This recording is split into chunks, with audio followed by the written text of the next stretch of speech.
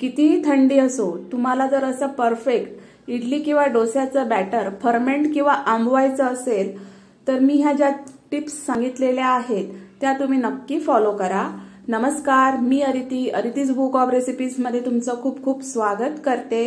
चॅनलला नवीन बघत असाल तर नक्की सबस्क्राइब करा। चला तर मग आपण व्हिडिओ सुरू करूया।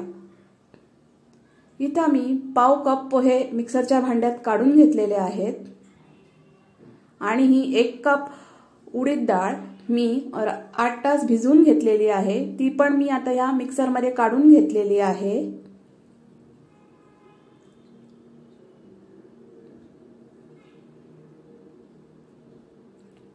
आता याच्यासाठी मी जे पाणी वापरणार आहे ते गरम वापरणार आहे। तर ही पहिली टिप आहे, हे वाटताना तुम्ही जे पाणी वापराल तर ते गरम पाणी वापरा। हे बघा, माझं उडीद डाळ लावून झालेली आहे, बारीक पेस्ट मी करून घेतलेली आहे, ती मी एका मोठ्या भांड्यामध्ये काढून घेतलेली आहे।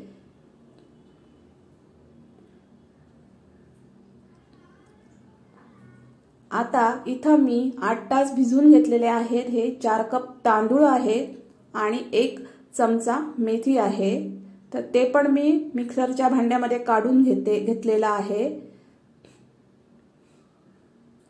आणि हे वाटताना सुद्धा मी गरम पाणी वापरलेला आहे।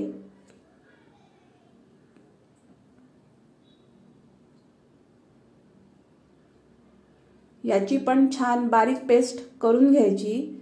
आता मी त्या उडदाच्या पेस्ट मध्ये ही पेस्ट घातलेली आहे।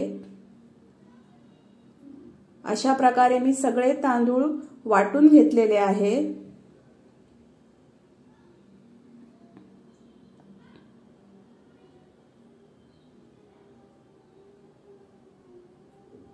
हे बघा, सगळं माझं वाटण तयार झालेलं आहे। याच्यामध्ये मी 4 चमचे मीठ घातलेलं आहे। आता मीठ मी या पिठामध्ये व्यवस्थित एकत्र करून घेतलेलं आहे। तर या पिठाची कन्सिस्टन्सी ही जाडच ठेवायची, ही सेकंड टिप आहे। याने पीठ फर्मेंट व्हायला फार मदत होते, पीठ पातळ नाही ठेवायचं। आता मी हे झाकून घेतलेलं आहे। इथं मी एक ब्लँकेट घेतलेला आहे उलनचं, तुम्ही उलनचं कुठलीही चादर किंवा एखादं छोटं ब्लँकेट घेऊ शकता। त्याच्यावर मी जाळी ठेवलेली आहे आणि त्याच्यावर मी हा पिठाचा टोप ठेवलेला आहे आणि याच्यात मी तो टोप पूर्णपणे फोल्ड करून घेतलेला आहे। आणि आता हा टोप मी असाच 10 तास ठेवून दिलेला आहे। एरवी कमी वेळ लागतो, पण हिवाळ्यामध्ये आपण फर्मेंट व्हायला जास्त वेळ पीठ ठेवायचं असतं। ही तिसरी टिप आहे।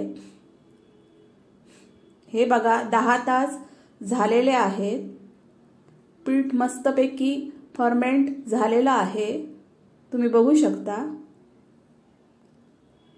छान अगदी पीठ आंबून आलेलं आहे। हे बघा,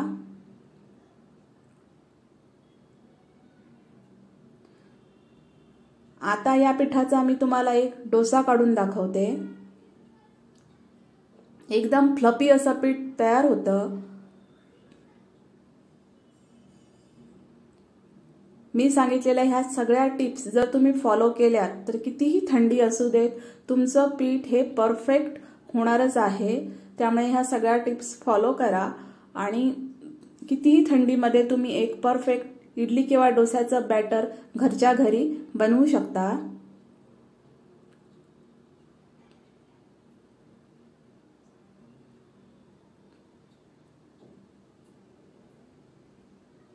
हा बघा, मस्तपैकी असा माझा डोसा तयार झालेला आहे। बॅटर परफेक्ट असल्यामुळे डोसा पण परफेक्ट झालेला आहे।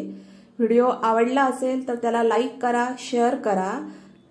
व्हिडिओ बघितल्याबद्दल थँक यू।